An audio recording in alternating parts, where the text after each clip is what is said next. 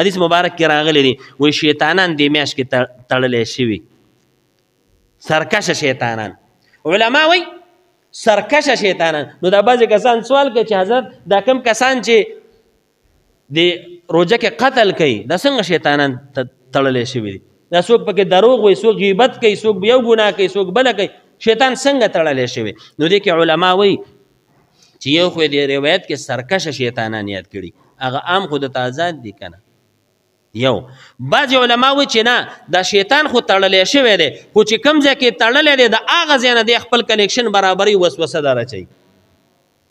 او بعضې علما وایي چې نه دې وخت کې خو د روژه کې خو شیطانان وتړلی شو خو لیکن هغه زوړ عادت خو یې پته کې شته که نه هغه زوړ اثر خو یې شته که نه او بیا اشرف علي تانوي رحمت الله علیه یو ناشنا خبره کړې ده وایي دا بعضې کسان چې وایي چې په روژه کې شیطانان تړلی شوي دي نو دا خلک دا ګناهونه او قتلونه او دا جګړې ولې کوي نو هغې ښایسته جواب کړی دی جواب دا دی وی ټیک د شیطان خو تړلی شوی دی خو دا نفس سر خوړلی خو تا سره شته که نه نفس هر انسان سره شته که نه نو د دې نفس په وجه دا هم تا باندې د ګناه او دغه کار د باندې کوي که نه یو خو کورنی دشمن هغه نفس خو د سره دی خارجي دشمن خو ستا نه وتړلی شو بیا که هر څنګه ده خو چې د دواړو جهانو سردار مبارک وایي چې دا شیطان سرکشه تړلی شوی بس دا تړلی شوی دی